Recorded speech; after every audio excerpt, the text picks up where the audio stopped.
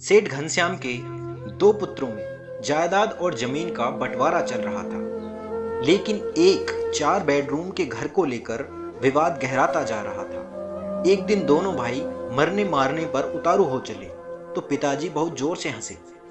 अपने पिताजी को हंसता देखकर दोनों भाई लड़ाई को भूल गए और पिताजी से हंसी का कारण पूछा। पिताजी ने कहा, इस छोटे से जमीन के टुकड़े के लिए इतना लड़ रहे हो, छोड़ो इसे, आओ मेरे साथ, एक अनमोल खजाना दिखाता हूं मैं तुम्हें। पिता घनश्याम जी और दोनों पुत्र पवन और मदन उनके साथ रवाना हुए। पिताजी ने कहा, देखो, यदि तुम आपस में लड़े तो फिर मैं तुम्हें उस खजाने तक लेकर नहीं जाऊंगा और बीच रास्ते से ही लौटकर आ जाऊंगा। अब दोनों पुत्रों ने खजाने के चक्कर में एक समझौता किया कि चाहे कुछ भी हो जाए पर हम लड़ेंगे नहीं, प्रेम से यात्रा पर चलेंगे। गांव जाने के लिए एक बस मिली पर सीट 2 ही खाली थी और वो 3 थे। अब पिताजी के साथ थोड़ी देर पवन बैठे तो थोड़ी देर मदन। ऐसे चलते चलते लगभग 10 घंटे का सफर तय किया। तब गांव आया। घनश्याम जी दोनों पुत्रों को लेकर एक बहुत बड़ी हवेली पर गए। हवेली चारों तरफ से सुनसान थी। घनश्याम जी ने देखा कि हवेली में जगह जगह कबूतरों ने अपना घोंसला बना रखा है, तो वे वहीं बैठकर रोने लगे। पुत्रों ने पूछा, क्या हुआ पिताजी, आप रो क्यों रहे हैं? रोते हुए उस वृद्ध पिता ने कहा, जरा ध्यान से देखो इस घर को, जरा याद करो वो बचपन जो तुमने यहाँ बिताया था। तुम्हें याद है बच्चों, इसी हवेली के लिए मैंने अपने बड़े भाई से बहुत लड़ाई की थी। ये हवेली तो मुझे मिल गई, पर मैंने उस भाई को हमेशा के लिए खो दिया, क्योंकि वो दूर देश में जाकर बस गया। और फिर वक्त बदला, एक दिन हमें भी ये हवेली छोड़कर जाना पड़ा। अच्छा तुम बताओ बेटा कि जिस सीट पर हम बैठकर आए थे, क्या वो बस की सीट हमें मिल गई? और यदि मिल भी जाती तो क्या वो सीट हमेशा हमेश के लिए हमारी हो जाती?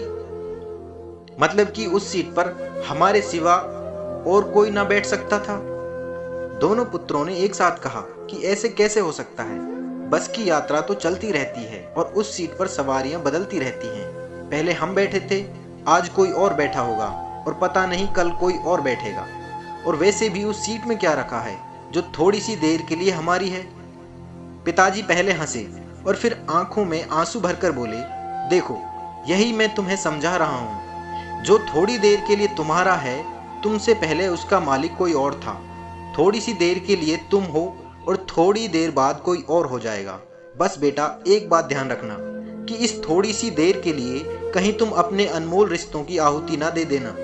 यदि पैसों का प्रलोभन आए तो इस हवेली की इस स्थिति को देख लेना कि अच्छे अच्छे महलों में भी एक दिन कबूतर अपना घोंसला बना लेते हैं। बेटा मुझे यही कहना था कि बस की उस सीट को याद कर लेना जिसकी रोज सवारियां बदलती रहती हैं। उस सीट के खातिर अनमोल रिश्तों की आहुति ना दे देना।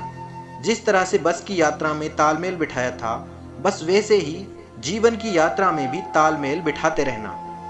दोनों पुत्र पिताजी का अभिप्राय समझ गए और पिता के चरणों में गिरकर रोने लगे। पत्थरों के शहर में कच्चे मकान कौन रखता है? हवा के लिए घर में रोशनदान कौन रखता है? अपनी आंगन की कलह से फुर्सत मिले तो सुने, आजकल पराई दीवार पर कान कौन रखता है? हर चीज मुहैया है मेरे शहर में किस्तों पर, अपनी हसरतों पर लगाम कौन रखता है? बहलाकर छोड़ आते हैं वृद्धाश्रम में माँ बाप को, अब इस दौर में पुराना सामान कौन रखता है? सबको दिखता है दूसरों में एक बेईमान इंसान, खुद के भीतर मगर अब ईमान कौन रखता है?